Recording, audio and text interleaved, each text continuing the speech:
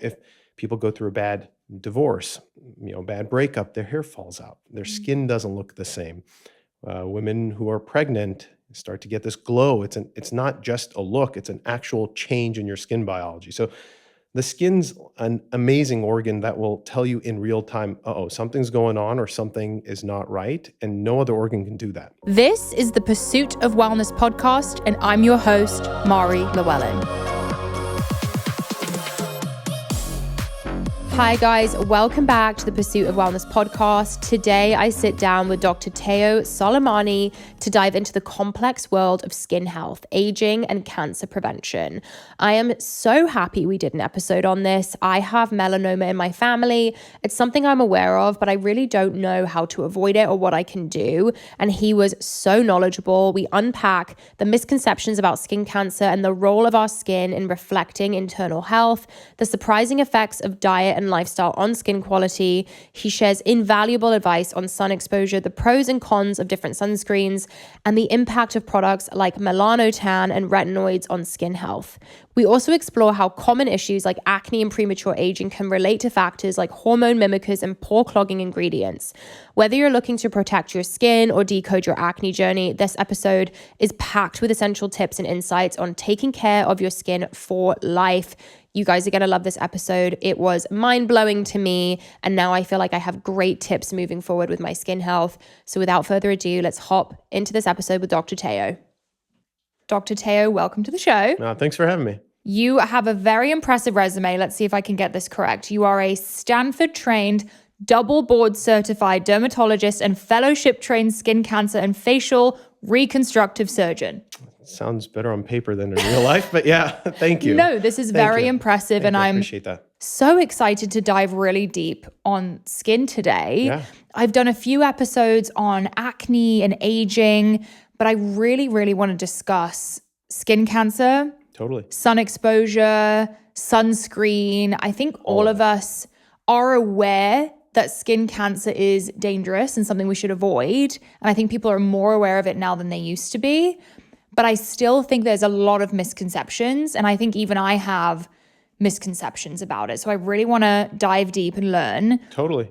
Let's start with just how you became interested in this field. How did you find dermatology? So I had somewhat of an unusual route, which I realize isn't as unusual as I thought it was. I started in brain surgery.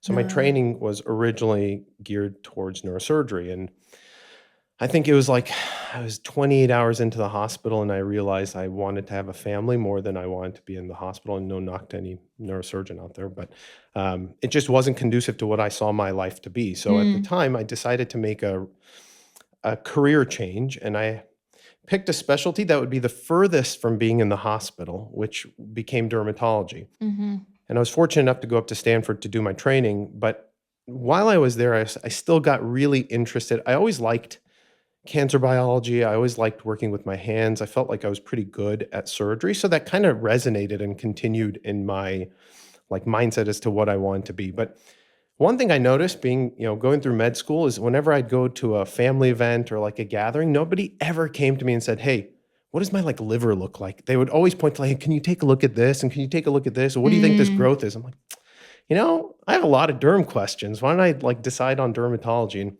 I think it was the best thing that ever happened because it's such a cool organ. Yeah. And it's probably the last specialty in which you can do a lot of things. So I'm very, very lucky to practice what I practice and in the city that I practice.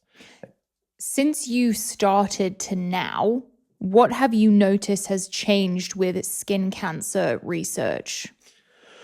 So the skin's an amazing organ, right? I think it's the only organ that will tell you in real time if something is going on with your body, whether it's your physical health or your mental health or your psychosocial stressors. I think there's an alarming rate of skin cancer in young adults. I see probably in my practice a dozen patients a week that I operate on under the age of 30. And this wasn't the case even 20 years ago. The adage that this is all a problem of elderly or a problem of aging adult populations is no longer true.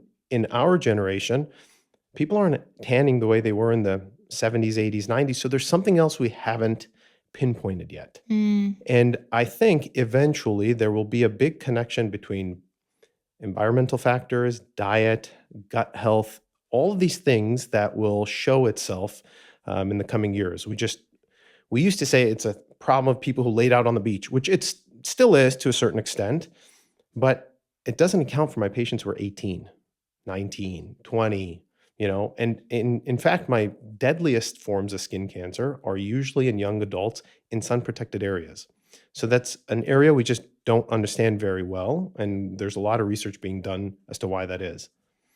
So, okay, I'm thinking of Khloe Kardashian Yeah, as a yeah, standout yeah, example. And it yeah, was kind of cool how she publicized, and it was on her face, correct? yeah. I think it was really cool how she publicized that. I also just want to touch on, you mentioned the skin is a really cool organ because it's one of the only organs that shows us when something's wrong. And I personally went through a 10-year acne journey that I couldn't figure out, but my skin was repeatedly telling me something's wrong. Totally. And it was just a really interesting experience because obviously it was like awful to have such bad acne for so long. But when I finally got to the reason, it was H. pylori. And my listeners are probably tired of me talking about H. pylori, but I just think it's really interesting because if I had not had the acne, I would not have gone to the extent that I went to find out what was going on in my gut. So I do think that's a really important point. Yeah. What would you say are the biggest misconceptions with skin cancer? So, I mean, before we even hone in on skin cancer, what you mentioned about the skin and being a marker is of what's going on inside is 100% true. I mean, just the simplest thing, like kids in college during finals, and when we talk about skin, we got to talk about hair and nails because they're all connected. They're the same organ system. Kids in finals will come to my practice with their hair falling out in clumps. The hair is an excellent biosensor of all the stresses in your body. People who have gut infections, exactly like what you mentioned. I have a patient right now who's a very close family friend who has been dealing with very refractory hives, head to toe. And H. pylori was one of the culprits. No. Yeah.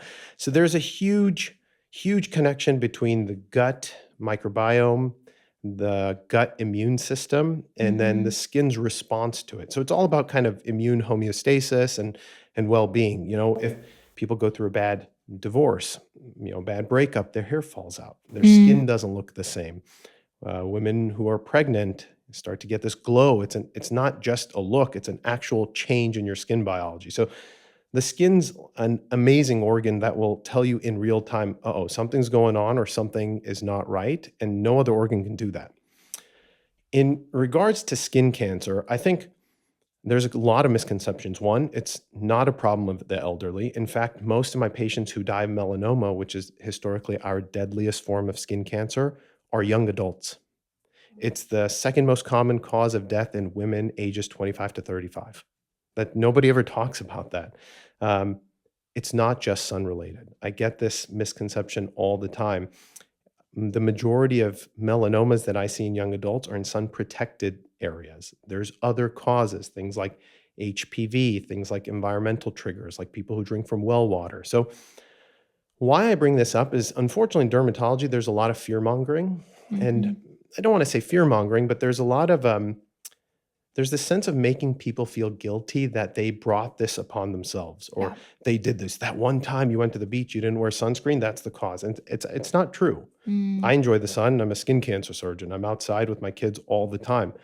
Do I burn? No, I try not to. But I also know that's not the only culprit. Probably the biggest thing that people don't look at is just your family history. If you have a strong family history, maybe you should take some additional forms of protection. If you don't have a strong family history, maybe your genetics tolerates a little bit more UV exposure and other things. But definitely misconceptions are young adults are not implicated. That's not true. Sun is the only cause. That's not true. Okay. So those extra measures, I'm kind of coming from a personal standpoint here, and I'm hoping people listening can relate. My mum had melanoma and had to have it removed on her back. And like you said, she blamed herself because she was like, she lived in Portugal as a kid. She was like, I used to lay out on the tinfoil thing with the oil. And, I think she did probably lay out in the sun too much. But there definitely is some like shame connected with it. Yeah. And I went through a phase, and I'm going to put my hands up and say I went to tanning beds probably for a year straight in college. I've done it. Ugh. I've done it. It's my biggest regret. We didn't know any better. I went to college and everyone there was from New Jersey. Yeah. Everyone did it. And I was like, oh, I everybody wants guess. to be tan. Yeah. and No, I get I'm it. from the UK. I'm not a tan person. So I was like, this makes me look better. I'm going to go. But now I'm pretty paranoid about melanoma. So I go to the dermatologist. I get full body skin checks. Good. What other things should I be doing to catch it early if I get it? So more likely than not, your mom's melanoma was probably not purely driven from the sun because it was on her back. If it was purely sun related, usually we see it on the head and neck or areas of chronic sun damage. So that's one. What is worrisome is usually those melanomas have a strong hereditary component. So you have probably an increased susceptibility. So you're doing all the right things. Okay. Obviously, don't burn when you're out in the sun, but you can enjoy the sun. There's a component of being outdoors that makes you feel well that translates into actual physical wellness. So if you're outside, you're being healthy, you're being active, that gives you a sense of wellness and health that I can't measure in a test tube per se, but you're obviously healthier, so it's good for your overall well-being. Additional things that you can do, aside from surveillance, aside from sunscreen, there are supplements that reduce your skin cancer risk. I like nicotinamide. It's a supplement that's been shown to reduce your non-melanoma skin cancer risk by up to 30%. There is a supplement called Polypodium leucotomus, which is from a fern in the Amazon rainforest that you can take that will reduce your chance of burning while being out in the sun, so you can be outside longer before you need to apply or reapply. I personally take a product called sun powder that has all that in that, something I formulated originally for my patients. But just being somebody based in Los Angeles, sun is 24 hours, 365 days a year. So it's sometimes impossible to protect yourself or reapply for swimming, surfing, things like that. Yeah. Aside from that, being proactive is the number one thing you can do. Surveying your own skin. You go to the dermatologist maybe once a year, maybe twice a year, right? That's 2 time intervals. Simple exams, looking at your skin, having a significant other or somebody that can help you out, survey your skin is really, really powerful. Early detection, just like any other cancer, whether we're talking about breast, colon, prostate, skin, early detection is what dictates good outcomes. Yeah. So one, the guilting thing sucks. Your mom didn't do it to herself. And even if she did have some sun, it was in an era where we didn't know any better. Number 2, I think if you catch it early, and hopefully she did, the outcomes are phenomenal. Now, some people, unfortunately, will succumb to skin cancer. It's just a dark reality that we have. But unlike looking at your lungs or looking at your liver or looking at any other organ system where you can't really see it, the skin will tell you right away, hey, something's here that shouldn't be here. So just being proactive is really, really important.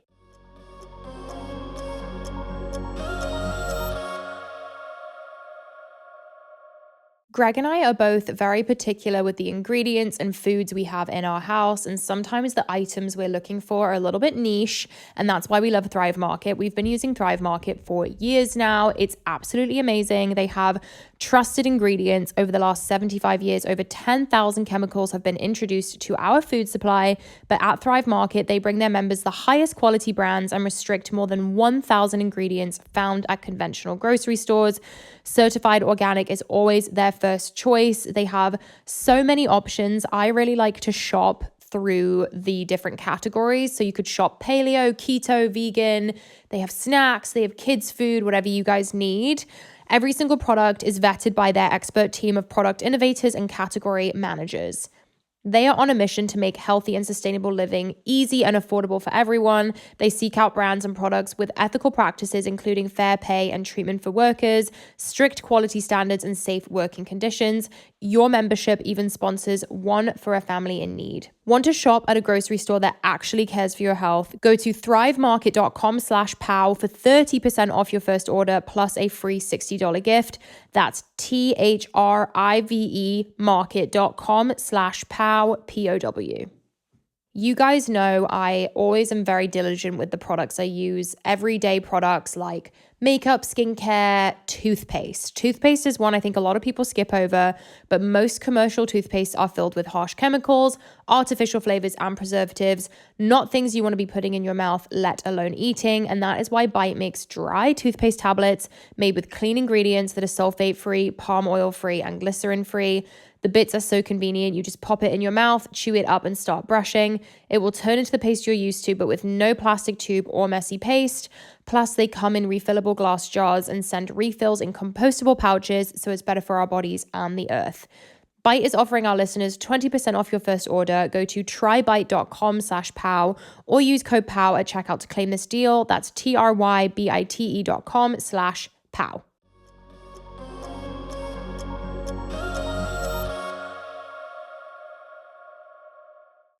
You mentioned the fatality rate of melanoma, which obviously is like a dark topic, but just to, I guess from my own ignorance, I don't understand if someone has melanoma and it's bad, is that because they didn't catch it early enough? Like, how do you determine when it's bad? And then do they go through the same treatments as someone with regular cancer? Do they do chemo? Great question. So when we talk about skin cancer, there's generally three main forms. There's basal cell carcinoma, squamous cell carcinoma, and melanoma. For every one melanoma has been historically our deadliest form, but it's also one of the more rarer forms. So for every one melanoma, there's 10 of the non-melanomas. So in the United States alone, about 1 in 4 Americans will develop either a basal cell or a squamous cell carcinoma. Okay. Melanoma, the average number of patients that die is 1 every 52 minutes in the United States. Nobody ever talks about that. Now, the good news is that trend is it's downtrending, partly because of the development of what's called immunotherapy. It won the Nobel Prize in 2018 in the way we treat cancer, and it started from skin. And now we use it for every cancer under the sun, colon, breast, lung, kidney, you name it. But it changed the way we treat patients with melanoma. And the good news is, we see the death rates decreasing more and more. Is it because we didn't catch it early? Partly. But there are some melanomas that are just really, unfortunately, bad players. They just, from the time they start to the time they spread throughout the body can be as short as a month. Now, importantly, melanomas fall in second in line in the United States to skin cancer deaths. The number one thing has become squamous cell carcinomas, and people don't talk about that either, but that's about a death every 40 minutes in the US. Wow. And that's much more heavily sun-related, but fortunately not a problem of young adults. It is something that is chronic and requires a lot of accumulations of sun damage for it to develop. So usually you can pick that up before it's too late, unlike sometimes melanoma. There's been a lot of very well-known celebrities, very well-known athletes that are dealing with melanoma, including metastatic melanoma. Yeah. So everybody from Bob Marley to Jimmy Carter. Bob Marley famously passed away from melanoma, and Jimmy Carter is kept alive because of those immunotherapies. So a lot to unveil in the skin world, and I don't want to bring like fear into people's minds, but it's an easy organ to check. So just get it checked. When you check your own skin, I think something that I get confused about is what constitutes as melanoma. Like, how do you know? Does it always look like a weird shape, or like what should you look for? Simplest things. There's all these like rules, the ABCDs, etc. The simplest things is if you have a growth that doesn't heal in a month. The 1 month is a cutoff between something that was like a pimple or a bug bite or an ingrown hair to something that should probably be checked. Okay. So if you develop something that doesn't heal in a month, if you develop something that bleeds easily, those are the first 2 signs of skin cancer. Now, for melanoma historically has been what looks like an ugly mole. So when we talk about moles, finding a melanoma is like playing Where's Waldo, right? You have a field of normal moles and you're looking for that bad player. The things that you want to look out for historically have been the ABCDs that we talk about. So if you have a mole that's kind of asymmetric, you can't fold it upon itself evenly. If you have a mole that has multiple colors, if you have a mole that has irregular borders, if you have a mole that's large, so we say a number 2 pencil tip eraser. But my biggest one is the E, which isn't even in the ABCDs, is evolution. So if your mole is changing, you have a new growth that wasn't there before, you have something that was stable and is now changing shape or color, you should get that checked. Now, Young adults can develop new things up until around age 35 to 40, but that doesn't mean you get a carte blanche to say, oh, hey, that doc said up until 40, I can make new things. But generally, our skin is a little more dynamic. And then after around 35 to 40, we shouldn't really be making new moles. So anything new, there's that evolution part, should be checked. What is a mole? Like, what are they? That's a great question. A mole... I've never thought about that till right now, but I don't know if I've ever been asked that. So a mole is a collection of cells called nevus cells. And they are like the cells that kind of produce the color in our skin. Okay. They're a derivative of those cell lines that cluster together in the skin. Mm-hmm. So they usually look as like a brown bump that's been there since childhood or early adulthood. And they tend to be hereditary as well. So if mom or dad was moly, you may be moly. What's important to know is that almost 90% of melanomas don't arise in an existing mole. They arise in normal skin. Why we make a big stink about moles is that melanomas look like moles. So only 10% arise in existing moles. That's why being proactive, having somebody look at your skin and say, okay, I remember that mole on the shoulder. That's always been there. I remember that mole on the belly. That's always been there. And then looking for change over time. Hey, that one on the upper back wasn't there before. What is that? That's how you detect it. So there's the Where's Waldo game to play. But moles are usually just a beauty mark. You know, the most famous one I think of is Cindy Crawford's on her upper lip. Yep. They're meaningless. They're just part of your normal skin biology. I always thought it happened to existing moles. I don't know why I thought that. Yeah, a lot of people think that. Yeah. Like 90%, almost 90% of melanomas arise in normal skin. Have you heard of this stuff? I don't know the scientific name for it, but I remember there was a kind of phase of it being popular when I was in college of Melanotan. Oh, yeah. Do you know what that is? Yeah. So Melanotan and Melanotan 2, which it's come back, is this hormone mimicker that mimics a hormone that's released from our pituitary that increases the amount of cells that produce our skin's color. Mm-hmm. So women and men snort this. Snort? Yeah, they snort it. It's a spray. They spray it up their nose. It used to be a pill, wasn't very effective. Then they made it an injection, but it wasn't very effective. So the quickest way to your pituitary, which is right like sitting in the center of your forehead area, is through the nose. So they snort this artificial hormone in hopes to stimulate the brain to release more of the natural hormone to produce our skin's color. To be more tan. Yeah, to be more tan. Is that there's sketchy? A lot of problems. I mean, I wouldn't snort anything to begin with, let alone something to tan you. I mean, there's easier ways, just put on spray tan. But there's a lot of consequences because it mimics a few other hormones that are really important in blood pressure control, really important in salt management and hydration status. So those often overlap.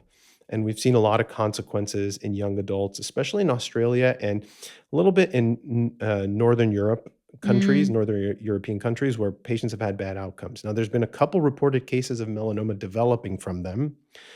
I don't know how often they used it, but you can theorize if you're snorting this stuff a lot, your body just doesn't know when to tell the skin cells to stop growing. Yeah. And they turn bad. Mm-hmm. But I wouldn't recommend snorting anything for skin that sounds color. really sketchy, honestly. It's just crazy. But I mean, people do anything to be tan.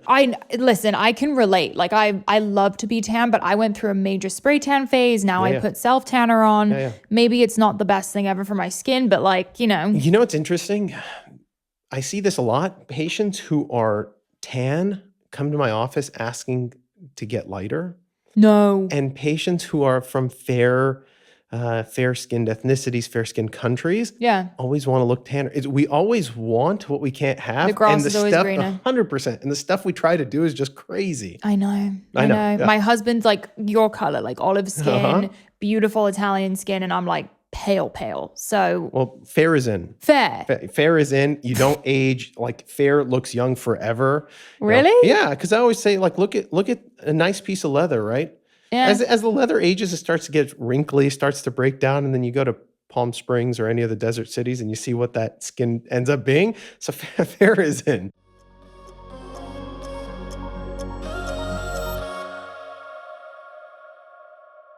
Let's face it, summer isn't the only time we get body odor. You can get just as smelly in our favorite fall sweaters, especially when I'm riding or on a run or on the trail and I'm sweating in my workout gear. And that is why I'm so excited to tell you about Lumi Whole Body Deodorant for pits, privates, and beyond.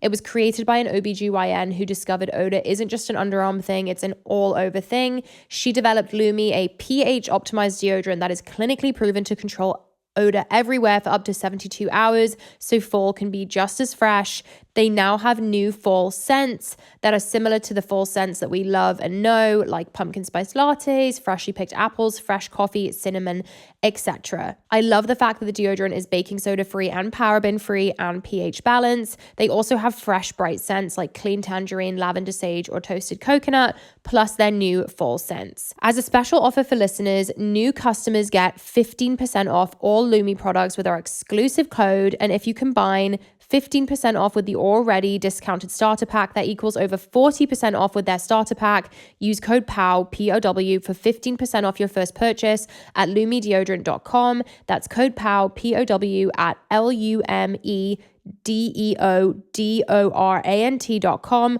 Please support the show and tell them we sent you. You guys know I am so particular when it comes to skincare. I'm very acne prone, very sensitive, and that's why I love ClearStem.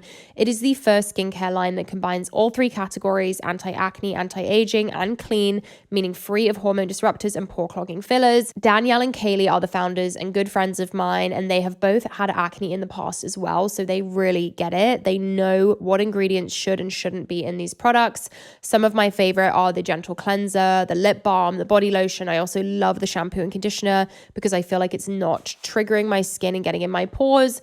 And I also love that they have the acne lab test on their website, which is helping thousands of people get to the root cause of their acne through comprehensive lab testing and lifestyle-based recommendations. I feel like acne is such an inner health thing as well, so getting to the root cause is so important. Visit clearstemskincare.com and use code POW at checkout for 20% off your first purchase. Again, that is code POW for 20% off your first purchase on clearstemskincare.com.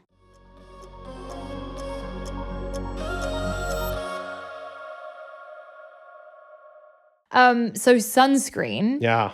I feel like this is very debated / controversial. 100%. Crazy. I've had different guests on the show. There's this trend of carnivore lifestyles. And I feel like those people tend to be more sun exposure, no sunscreen. They just put tallow on their skin. That's like a movement right now. I know. Of people who don't believe in sun protection. But then I have skin experts on the show who are super pro sunscreen. Which camp do you fall in? Okay. A lot to talk about here. Yeah. So in my practice and in the area I practice, I see a lot of complex and high-risk skin cancers. I've developed a reputation for treating some of the worst in Los Angeles. There's a lot of things about sunscreen that should be considered true and a lot of things that should be questioned. So first and foremost, and I'm going to get a lot of heat for this, I know it, there has not been a single study to date that shows that if you diligently put on sunscreen every day, it decreases your chances of dying from skin cancer. That's number one. Number two, the most common form of skin cancer, which is basal cell carcinoma, almost 1 in 3 Americans, fair-skinned individuals, will develop it. In every single study we've looked at diligent sunscreen use versus no or minimal sunscreen use, there has not been a change in the incidence of basal cell carcinomas developing on sun-exposed skin. Wow. So why do we push for sunscreen? There's 2 reasons. One, we know it protects against premature aging. So if you just want to look good, you want to protect yourself from looking like a wrinkled leather bag, you should wear some sunscreen. Number 2, it does decrease the incidence of some garden variety skin cancers, namely some melanomas and some squamous cell carcinomas, but the jury is not out yet as to whether that makes a difference in survival. That's a totally different thing. Now, sunscreen's a regulated drug in the United States. It's considered an over-the-counter non-prescription drug, so the FDA regulates it, unlike other countries. So the US is a little bit slow in putting out new compounds that will provide sun protection. There's been a lot of discussion over the past 5 years about chemical sunscreens and what they do to our bodies. Before we even dive down that path, we know for babies 6 months and younger, historically, the stance from the American Academy of Pediatrics and the American Academy of Dermatology is that we don't recommend chemical sunscreens for babies because baby skin act like mucous membranes, like the inside lining of our mouth, and they absorb what you put on. So for the past 20 years, we've not recommended chemical sunscreens for babies. Now, in the original FDA approval for sunscreens that came out in 1999, there was about 19 chemicals that we had originally considered generally safe and effective. All that's changed in the last 3 years. The majority of those chemicals are now questioned to be no longer generally recognized and as safe and effective. There was a really publicized study that came out 2 years ago that showed that with even one application of a chemical sunscreen, when we drew patients' blood, you can see that chemical at 500 times the upper limit of what's accepted as normal. Oh. So there's a lot of data and a lot of people questioning, what the hell are we doing? What are we putting on our skin? Do I wear sunscreen? Yeah. Do I forget to apply it? Yeah. Am I a typical guy with kids? Yeah. So I tend to like mineral sunscreens better. If not that I'm against chemical sunscreens, but there is enough smoldering data questioning the safety of some chemical compounds as endocrine disruptors, hormone mimickers, and very minimal to no data for the minerals. So if I have to pick between the two, I'll just pick the mineral. Now, Okay. I know the application under makeup, the feel, the grittiness, all play a big role as to whether you're going to use it or not. The simplest recommendation I get in my office, they're like, what sunscreen are you going to use? I say, whatever you're going to put on, because it's going to be a glorified paperweight if you buy it and you don't use it. Yeah. If I were to pick, though, I pick mineral sunscreens. I like zinc or zinc and titanium. They do provide better broad spectrum coverage. They last longer. There's no endocrine or chemical mimicker of our body's messaging molecules. But if you're not going to wear it, I think chemical sunscreens are okay. There are a few that I would avoid. Octocrylene, some of the oxybenzones, avabenzones. I tend to avoid those. They're not only are they maybe problematic, they're well-known contact allergens too. My wife has an allergy to all the avabenzones and cinemates. She is an intense one to octocrylene. Yeah. So octocrylene is notorious. It's actually banned in Europe. Oh. Because the breakdown product of octocrylene in the sun is benzophenone, which is a well-known carcinogen. So octocrylene, insane. yeah, I know. And we considered it safe and effective because we thought that when you smeared it on your body, nothing would happen until that study came out showing, oh shit, we can detect it in the blood at way higher levels. Now, the other thing is we didn't have sunscreens, really effective ones 25 years ago. Now that we have them and there's a lot of pushing for them, people start using them at a younger age. Let's say you start at 18. By the time you're 58 or 68, that's 50 years of daily application of something. Yeah. Surely there's got to be something that's going to go awry in some patients, maybe not all, maybe a small subset. The other thing that I found is that shade, and not found, I mean, the evidence points to it, shade, clothing, physical barriers will always outperform anything you smear on your skin. Majority of the United States doesn't even apply the right amount. I mean, you got to put a shot glass of sunscreen on to be adequate. And I don't do that most of the time. And I should know better. I'm in a rush. Usually my kids are running around. I'm like, let me just not burn. Let me get out there and take care of them. So there's a lot of variables to sunscreen. Do I think you should wear it? Absolutely. Do I think it's the only way to protect your skin? No. Do I think there's good ones? Totally. Do I think there are bad ones? Totally. I don't want to get you in trouble. No trouble. Can we say, like, what brands should we avoid completely? I don't know about brands because there's so many brands out there all the time. I tend to avoid chemical sunscreen. So when you look on the back, and if you go to a store, about 90% of the sunscreens readily available at pharmacies, places like Sephora, Ulta Beauty, whatever, are chemical sunscreens. So what's the chemical? So there's avobenzone, oxybenzone, octocrylene, Okay. Several other chemical sunscreens. Those are the three most common ones that I see. What you want to look for is zinc or zinc and titanium. Okay. A lot of the products that are made to go on really nicely, a little more elegantly, tend to have chemicals or chemical boosters for that feel. Yeah. Zinc and titanium, unfortunately, can feel a little gritty. Okay. Have you heard of the brand Sol and Sky? Is that what it's called? Yeah. I don't think I have. Okay, it's new. And I'm curious what you think about it. I'll show you afterwards. But it's new beef tallow zinc. Interesting. Very simple sunscreen. And I'm curious I would put it on my body. I'm scared to put tallow on my face. So I'll tell you a few things. I'm fine with putting tallow on so long as you don't have acne. See, yeah, I'm so acne prone. I think can't. tallow is fine as a mediator. It behaves almost the same way as petrolatum, like Vaseline or Aquaphor. You can't put it on acne-prone skin. It clogs your pores, you break out. Yeah. If you don't have that history, I'm fine with it. What is more important to me is the active ingredient. So zinc is great. I mean, people formulate their own sunscreens at home. The problem with that is having a good sunscreen requires some actual science. You have to check what's called the minimal erythema dose, or simply put, how red your skin gets in a certain amount of time. So to be able to test for that's not that easy. And most of the time when people are formulating things at home, it's not a perfect science. So they're either putting not enough active ingredient, incorrect formulations of active ingredients, so you don't get the coverage or protection that you think you should get. That being said, if you're not going to use anything at all versus that, I'd rather you use that. You just can't put tallow on acne-prone skin. They'll break out. I can't partake in any of those trends. Yeah, I wouldn't recommend it. Yeah. But if you tried it and it works, no problem. I don't see a harm to it. I think I'm open to ideas and trends and fads. If it works for certain people, why not? I don't think there should ever be a hard no or yes, except if it's truly a problem.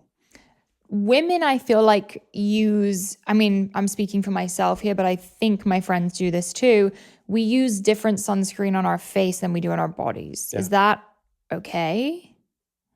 So yes, I think it is, because we know that what we consider chronically sun damaged is sun exposed skin. Yeah. So your face is way more sun damaged than is your abdomen or your mid back, unless you live at a beach or live at a nudist colony or something. Yeah, exactly. But even then, you're getting it on your face as well as your body. So your face will always have more UV related mutations than the rest of your body, hands as well. So I think that's totally fine. What is a problem is women who rely on their makeup's sun protection factor. Because again, unless you're applying a heavy load of makeup, you're usually not applying a shot glass worth. Yeah. So the SPF of 15 in your makeup, you're really getting about a 7, which is the equivalent to my skin type in and of itself. So I wouldn't rely on your makeup. So back to the aging conversation. And I think we covered a lot with skin cancer. I hope we answered a lot of questions there. Totally. With the premature aging, how much is the sun impacting that? So I would say, and this is going to get me in trouble again. That's okay. But premature sun is probably 50%. Okay. What makes up the other 50%? Genetics. Oh. Genetics. Okay. So you can see families, ethnicities that tend to age faster, and families and ethnicities that tend not to age as fast. So you can look at family lineages. There's unfortunately stereotypes that we make, for lack of a better way of saying this, like, black don't crack type of statements. There's some truth to that. The genetics of certain ethnic skin allows for longer collagen and elastin formation, decreases the risk for UV damage. Now, we can't control our genetics, right? Yeah. But what we can control is environmental triggers. So that's where the sun plays a huge role. And I give this example all the time. You can put a brand new car in the sun, and what's stronger than steel, not our skin, and give it 20 years and that steel starts to rust, right? Or you put a beautiful piece of leather in the sun and don't take care of it, leather will break down and start to wrinkle and crack. Same thing with our skin. So as we get a lot of UV accumulated mutations, what happens over time is there's breakdown of our skin's second layer, which is the dermis. That's where all the fun is. That's where collagen is. That's where elastin is. That's where our blood vessels that volumize our skin reside. So UV will break that down over time. So if you want to look good, you should protect yourself from the sun. Now, you shouldn't have beef with the sun, but you should not burn. You should probably protect yourself from when your skin starts to turn red. Okay. I'm thinking about my husband's mum right now. She's Italian. She's, I don't know, I think she's almost 60 and she looks amazing. Yeah. But she also is very healthy. Good. Takes Plays a care of huge herself. role. Yeah. Plays She a gets huge she role. gets quite brown in the sun, but she really takes care of herself. How much is lifestyle, diet, stress, how much does that impact aging? It impacts everything in the skin. Okay. So we kind of knew this for many, many years. And when I trained up at Stanford, we had a really good center for understanding gut, internal immune homeostasis, and skin health. There's an incredible connection between immune dysregulation, what we put into our bodies, our gut microbiome, and how our skin looks. So there's a few things. Diet plays an immense role. Why? Because things that are pro-inflammatory to the gut tend to be pro-inflammatory to the skin. And inflammation, whether it's in the skin or in the colon or any other organ system, tends to wreak havoc. So if you're constantly eating a shitty diet, you're constantly not doing all the things that you should do to keep inflammation under control, your skin will show that faster. There's a reason why smokers, drinkers tend to age faster. There's a reason why people who are under high periods of stress, namely look at US presidents, there's several aging studies that will show they age much faster than the average matched person. So lifestyle plays a huge role. I mean, and the other thing is, it's hard if you do things that are probably not in the healthy wellness category. They're not isolated activities. So you're not one, generally people are not one to protect themselves from the sun, but also go binge drink and eat shitty food. If you're, being sun smart, you're also probably more likely than not watching what you eat, taking care of your body overall. So it's hard to tease out what the actual thing is that makes the improvement, but they go hand in hand. Yeah. And drinking enough water. 100%. That being said, drinking water does not affect skin hydration status. Oh, really? None. Oh. Zero whatsoever. Except when you're truly clinically dehydrated, which most of the people are not. So we know from a lot of different very good evidence-based studies, the amount of water that you drink or fluid equivalents does not change the transepidermal water loss, or the amount of water that's being lost in the skin. Only when we're actually clinically dehydrated do we see that in the skin. That's when you need an IV bag for a rehydration. It doesn't apply to most of us. Okay, got it. But if you're thinking about drinking all your water, you're probably thinking about being sun smart. You're probably thinking about a good diet. So all of those play a role. But okay, if you miss your glass, it won't affect your skin. You know what I'm thinking of? When I had the acne H. pylori situation, the thing that frustrated me the most is I was like, I'm so healthy. I know. I'm so focused on diet. I drink enough water. I do all the right things. And it was almost like I could see under the acne that I did have good skin, but it was just like this infection almost getting in the way. Yeah. Which I just think it's so interesting. So there's a few things that probably happened. One, obviously there's gut immune dysregulation. So there's something triggering your immune system, and it's also showing up on the skin. That's number one. Number two, you're young and healthy and very active. So young adults, particularly women who are very active, tend to have a hormonal component of acne that's really stubborn. That's what we call the beard distribution, or the bottom chin jawline area. Yeah. And that's just a marker of hormones that are a little bit more sensitive in your skin's response to them. Whether that's aggravated by an infection, that's aggravated by working out and being anabolic in that category, possibly. The other thing that makes it better is we often give antibiotics for acne, not because it's an infection, but because it regulates the inflammatory response. So in your setting, as you cleared the infection, you also helped reduce the inflammation in your skin. Yeah. So things got a lot better. But it hasn't come back since. Good. Good. Yeah, I was just going to hear. That's awesome. Yeah. I pray that it never comes back, but it was all here. Yeah. Like yeah. here up, I didn't have anything. It was Interesting. bizarre. Now, hormone acne is stubborn, man. It's a really different, it's a different stubborn condition to treat. It's not regular acne. Yeah, it's wild. And I'm noticing, Alex Earl, she has acne under the chin. Yeah. And she said it keeps, she's been on Accutane 4 times, I think. So that may be actually something totally different. Yeah. Which looks like acne, but what we call, I hate this term, it's disgusting, but it's not fungal acne. Mm-hmm. And it's usually a culprit of being on Accutane or antibiotics repeatedly over time. It clears your skin so that other pathogens that normally aren't there can take residence. Interesting. And it's really frustrating to treat. And I see a lot of young women who are very clean, who maybe over cleanse their skin, have been on repeated bouts of antibiotics or repeated bouts of Accutane with this persistent breakout that's kind of neck, upper chest area. And usually we look for yeast called Pityrosporum, or we look for a mite called Demodex. And those are usually the 2 culprits. Once you eradicate it, it's usually gone. Oh, and is that eradicated through medication or? Usually topicals, Okay. topical prescriptions. If not, sometimes we use oral medications, but usually topicals. When you say over cleansing, Yeah. because I feel like I've done that before, because it's almost this feeling of like, I'm fixing it. You and I both. Yeah. What would classify as over cleansing? I don't think there's a fixed answer to that. I think I tend to get oily. I mean, by mid-afternoon, you can fry a cutlet on my forehead. I'm like, I get greasy. So I feel like I got to clean the oil off so I don't break out. Yeah. Whereas my wife has very dry skin. She washes her face once a day and she does totally fine. If she overwashes, she starts to get dry and flaky.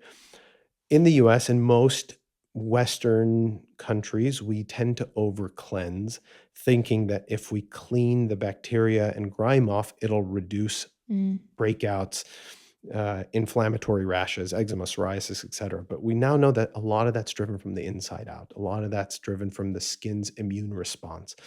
So I don't think we need to over cleanse, but every person needs to know their skin type. I know that if I don't wash my face, at least get the oil off after working out or after a long day in surgery, I'll start to break out next few days. Yeah. So you kind of got to know your skin. This is a completely random question, but something I was just curious about when I was prepping for this discussion. But all of us girls are drinking out of Stanley cups, hydro flasks with the straw. Like we've all become straw babies, kind of. Are we all going to have wrinkly mouths? It's the same as smokers' lines. Ugh. Yeah. The reason why, not almost there. The smoke itself accelerated what we call radial rhytids or smokers' lines in lips. Yeah. But it's the same thing. So repeated pursing contracts those muscles. Now, there's a lot of things that we do now that we didn't have 20, 30 years ago. Neurotoxins, Botox, Dysport, Xeomin, that can soften that. There's laser resurfacing that can help soften the line. So we have the tools that our mother's eras didn't have. But yeah, if you're really worried about those lines, or if you look at a family history and that you have a strong genetic risk for those, probably avoid the straws. It makes me drink more water. Me too. Which is why I like it. Which is crazy. I know. It's like the pros and cons. Do I want to drink more water or not have the wrinkles? I think you can treat the wrinkles. Yeah. You can't treat You're wellness right. as easily. So You're don't right. worry about it. Ugh, these cups. I know. It's always 2 steps forward and half a step sideways. Believe me. Like I think we're all drinking out of these cups. I know. It's like a cultural phenomenon. I know. I have like 60 different glass bottles, and every time I get a new one, I'm like, this is going to make me do it. And then at the end of the day, I'm like, shit, I didn't drink anything. So I know. I go through a lot of those. So a lot of, when I talk about skin on this show, we talk a lot about pore-clogging ingredients. Yeah. What, in your mind, like what classifies as a pore-clogging ingredient? And what does that do to our skin over time? So anything that is comedogenic, namely things that mimic ceramides or are occlusive, tend to be pore clogging. Think of things like Vaseline, Aquaphor, petrolatum, ointment-based products tend to be clogging. Okay. Some oils do the same. So what they do is they basically go into the pores and they can't make their way out. So it creates a little incubator of the normal bacteria in our skin to start to grow and cook. And then our immune system finds and says, what the hell's going on? That's what a breakout is.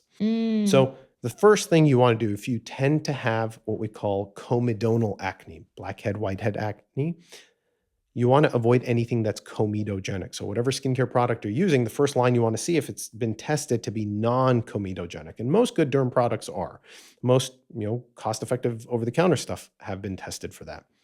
If you still can't figure out the culprit, oftentimes it's not the product you're putting on. It may be just your activities of daily living that are affecting it. So you get home, you don't wash your face after working out, or you get home, you sleep with your makeup on, and you tend to have comedonal acne, it's going to be a problem. Now, I know people that swear that I sleep with my makeup on all the time and they do fine. They don't have the predisposition to it. So there's no one size fits all problem with, pore clogging, but more often than not, when you use occlusive, greasy substances, you're going to have a problem. Sleeping in makeup is like my worst fear. It's a disaster. I mean, you shouldn't do it just like, you take your, assuming you take your clothes off to sleep, you should do the same. Like, Yeah. you should just clean your face. Yeah. It's disgusting, but I'm not judging. And there's other things that I think there are other things that play a big role in that. Once you get past the age of acne, people can apply more occlusive things. In fact, older adults or my mom's era, they can put that. I recommend them to put petrolatum. It's the best moisturizer for their skin. It's the closest thing to our natural ceramides and oils that we can get. But in young adults who have well-functioning sebaceous glands that are producing oil in and of itself, now you're competing with each other. Yeah. And that's where you run into problems. With today's day and age, like on TikTok, I mean, there's so many crazy skincare products. The skincare business is insane. I know. I found a brand that I really like and I feel good about as an acne-prone person, but how do we differentiate what's good, what's bad? Should our routine be 10 steps long? I feel like the 10-step long routines are kind of glorified. Yeah, totally. How do we know, what to do? Great question. It gets harder and harder the busier social media gets. Yeah. I think skincare doesn't need to be expensive. That's Okay. number one. There's an inverse relationship between the amount you pay for your skincare and the result of your skin. That's over-the-counter products. Procedures, in-office treatments, totally different story. But your skincare should not be expensive. And multi-step procedures are always a higher risk for having some sort of problem go awry with either competing ingredients or your skin's response to them. So I have a very simple statement. I call it KISS, or keep it simple, stupid. The simpler, the better. You need to wash. If you're oily, get the oil off. If you're not oily, moisturize. And then you need something to protect you from the sun, and you need something to turn your skin over. Oh. That's all fundamental skincare needs to be. Now, that's building your foundation or building your cake. Everything else on top is like the cherry on top or the frosting, vitamin C and BHA or AHA acids, things like that, or tweaks once you've gotten your foundations down. But a good washing regimen and product is fundamental. A good sun protection regimen is fundamental. Doesn't have to necessarily be sunscreen, but that's probably the easiest. And then something that turns the skin over. So the retinoids are the best single thing that you can use for your skin. The brand name used to be Retin-A. Now, brand names have fallen out of favor. So tretinoin or adapalene, which are prescription retinoids. They are the only thing in the world that will grow new collagen. It's the only topical product in the world that will reduce acne, prevent skin cancer, and improve fine lines and wrinkles. It's Reduce awesome. skin cancer? Yeah, absolutely. Okay. Reduce precancers, reduce skin cancers over time. So Okay. topicals require work. They require time to take effect, but they've been around for 50 years. They are every dermatologist's best kept, secret and friend. And hopefully the word will get out. Now, when we use the term retinoid, we interchangeably use them with retinol. You'll see a lot of retinol over the counter. Okay. You go to Sephora or Bloomingdale's or wherever, and you see retinol. There's an important caveat to that. All retinols are inactive. All over-the-counter retinols are prodrugs. They cannot be active, so they're made to need to convert into the active form. Why is this important? Because prescription retinoids, the effective form, when they're absorbed internally. And this is important to note, topical retinoids are just the cream's versions of Accutane. So Okay. not very many people know that, but Accutane is the oral version, and anything topical, retinol, retinoids, tretinoin, adapalene, etc., are just the cream versions of that. Okay. When the retinoid is absorbed, there's some theoretical risk of birth defects that can happen while you are actively using should you get pregnant. Oh. That's why they're really heavily controlled by the FDA in making them prescriptions. In the 70s and 80s, when Accutane came around, when topical retinoids came around, and we didn't know this, people were sharing pills, people were sharing creams, and some bad things happened. So we made it really strict to say, hey, this should be controlled by your physician. Well, as you mentioned, the cosmeceutical industry is a multi-billion-dollar industry. So they said, shit, there's a lot of money to be made on this. How do we circumvent this? So they came out with an inactive prodrug form called retinol that allows you to put it over the counter without a prescription. That being said, it's just not as effective as the prescription. So if you're going to use it, both are risky during pregnancy. Get the prescription form. It's effective. It works better. And stop it should you try to conceive or become pregnant. Okay, because I was literally in my head going to text my esthetician and be like, why am I not on retinoid? But I'm trying to get pregnant, so I should not do You that. shouldn't. You Got shouldn't. it. Okay, but my question for you is, when I did have really bad acne, I tried a retinoid and I swear it made my acne explode. Yes. And I've heard that that happens. Yes. Why? You should be, one, somebody should have told you about that. And number two, we call it the purge or the turnover. So you do. They did tell me that. Yeah, good. Yeah. Because you flare in the first month or so because it speeds up how quickly your skin turns over. So our skin is brand new every 28 days. We have brand new skin every 28 days. When we use a topical retinoid, it increases that speed to every 7 days. So when you have things like blackheads and whiteheads and kind of juicier pimples, they may flare a little bit as the first month goes by. And if you're not warned, people think, this doctor's an idiot. What the hell did he give me? I'm looking worse than when I went into the office. But that's actually a good sign. Okay. That tells us, one, you're responding to the retinoid, and two, clear skin is in the future. So is it pushing things out that maybe not visible yet? It can, yeah. It does Okay. that. And what it does is it permanently shrinks oil glands.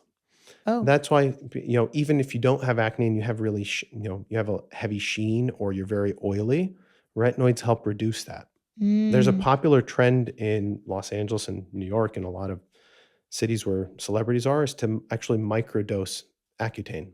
I know. Just to keep their skin clear and to help prevent that sheen that is a problem when they're on the red carpet. And I see a lot of patients who ask for microdose Accutane. Really? Yeah. That's it wild. prevents breakouts.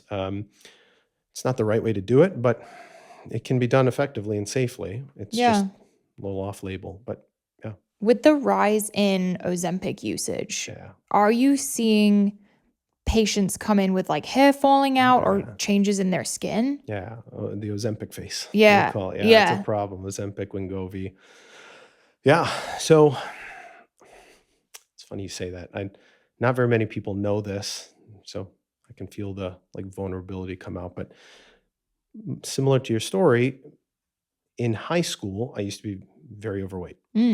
And somewhere around senior year, I lost about 70 pounds. Wow. Got really into working out and fitness. And in college, I was a total gym bro. That's just what happened. And a lot of it was lifestyle and transformation and, wanting to change my health and my self-esteem, et cetera. Yeah.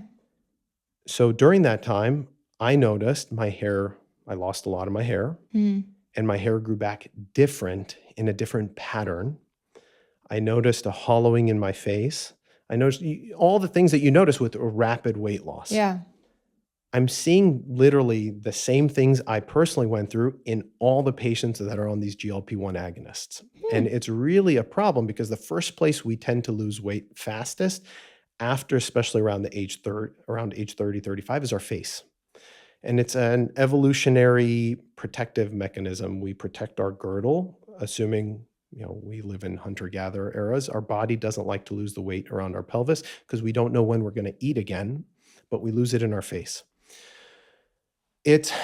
a frustrating problem because the changes are drastic and they're persistent when you're on the medicine. Limp, lifeless, sheenless hair. Mm. Women come and men come in, but men tend not to complain about their hair as much. Come in saying, what can I do to improve my hair? And so long as you're on the drugs and so long as you're losing weight, not much that we can offer besides some small improvements with medication.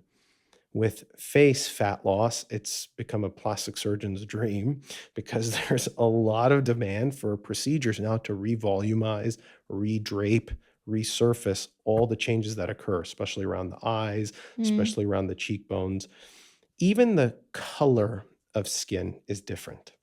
With the amount of weight loss and the desire not to eat, which is what a lot of these medications do, you see this like lackluster color that we used to see in patients who used to be sick or who were in the hospital or who were dealing with major medical illnesses. This loss of turgor in their skin as a result of the drugs. It's hard to treat, but there are things that we can do, especially in the cosmetic world. Do you think it's like just a lack of nutrients? Yeah, that you're not eating. Yeah, Yeah, right. for sure. You're not eating, you're not drinking. And if you eat or drink a lot, you feel nauseated. Yeah. Totally. I feel like, when I lost weight, I did lose it rapidly, but I was still eating and getting my nutrients. And I don't think I had hair loss or anything like that. Yeah. So your body was equipped to handle it. Yeah. And some people have that sensitivity, whereas others don't. That shock loss is called telogen effluvium. My body was very sensitive to it. Got it. I lost that in a 4-month span. Oh, wow. It was really fast for a guy. Yeah.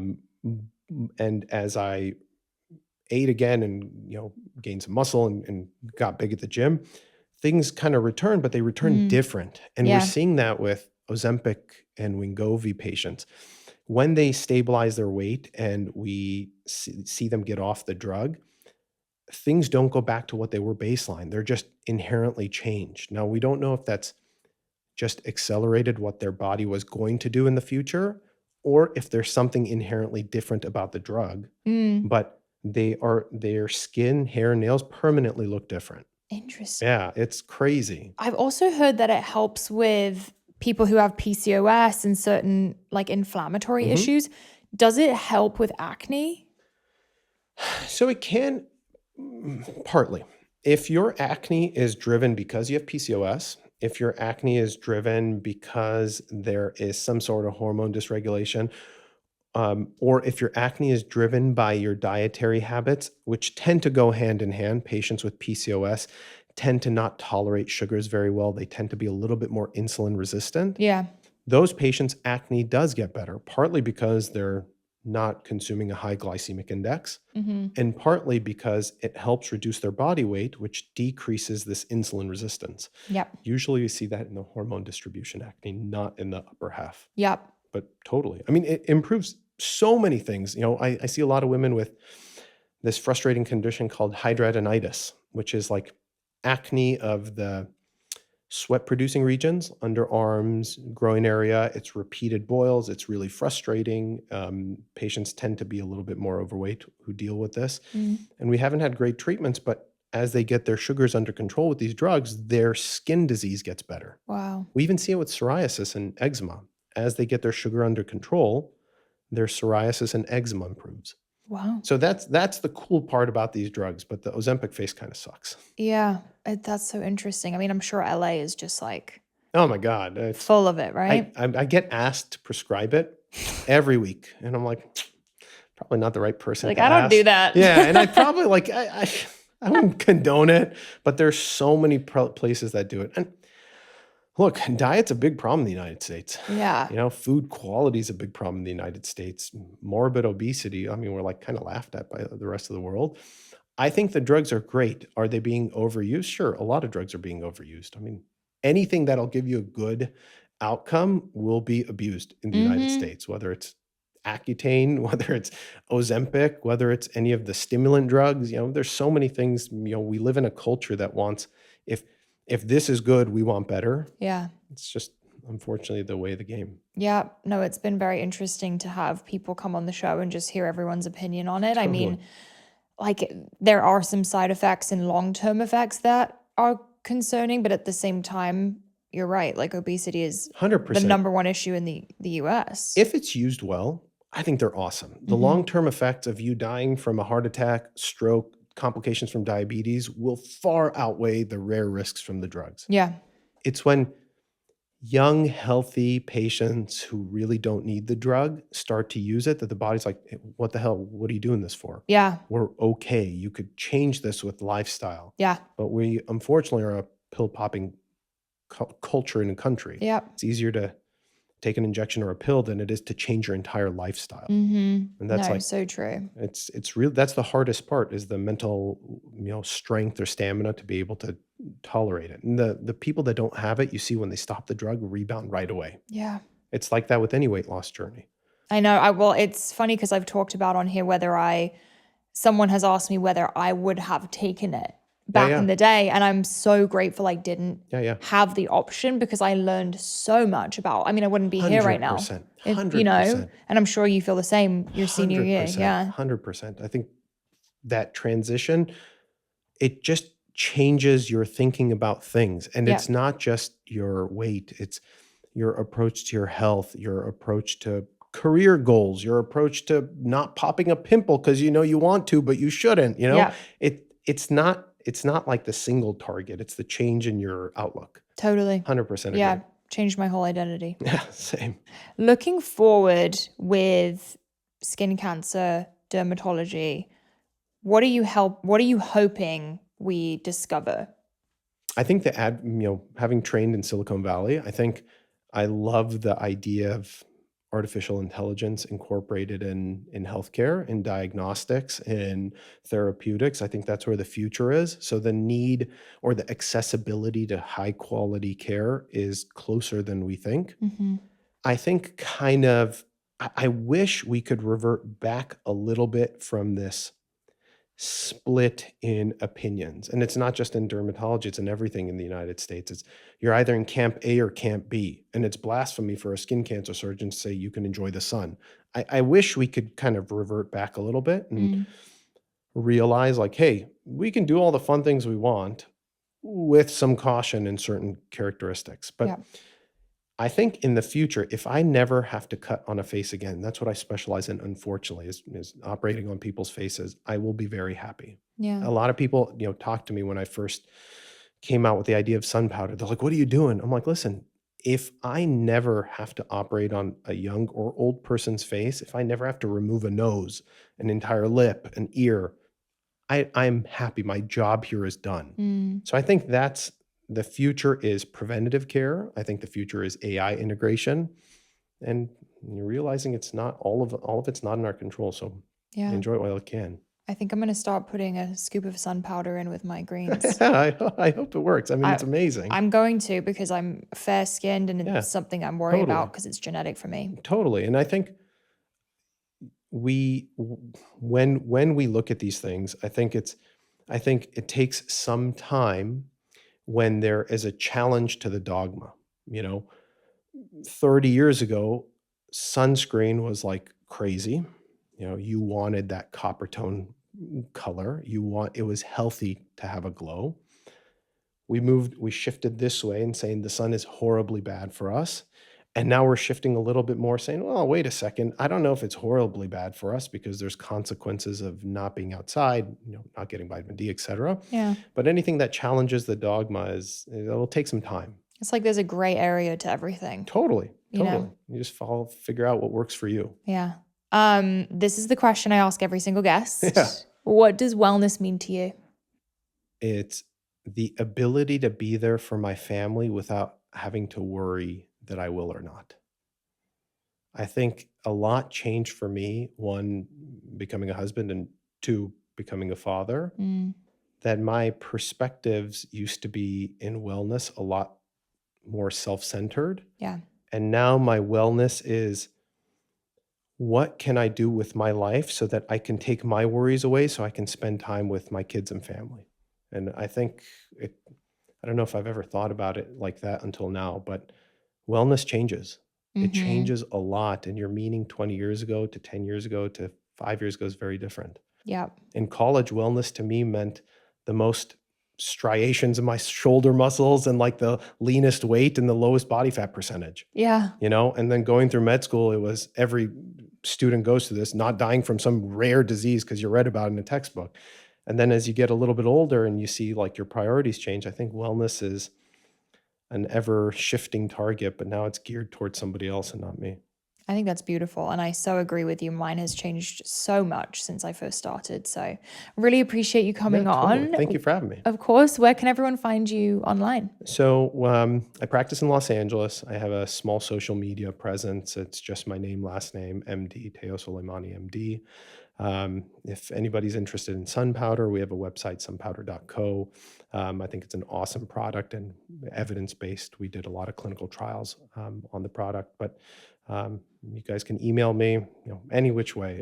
Almost everybody has my cell phone, so feel free to text me. All my patients Zero have privacy. None. All my patients have my numbers. Anybody I've ever operated on, my colleagues, everybody has my number. Fantastic. Thank you so much. Yeah, totally. Pleasure. Thanks for joining us on the Pursuit of Wellness podcast. To support this show, please rate and review and share with your loved ones. If you want to be reminded of new episodes, click the subscribe button on your preferred podcast or video player. You can sign up for my newsletter to receive my favorites at marilewellen.com. It will be linked in the show notes. This is a Wellness Loud production produced by Drake Peterson, Fiona Attix, and Kelly Kyle. This show is edited by Mike Fry, and our video is recorded by Luis Vargas. You can also watch the full video of each episode on our YouTube channel at Mari Fitness. Love you, Power Girls and Power Boys. See you next time. The content of this show is for educational and informational purposes only. It is not a substitute for individual medical and mental health advice and does not constitute a provider-patient relationship. As always, talk to your doctor or health team.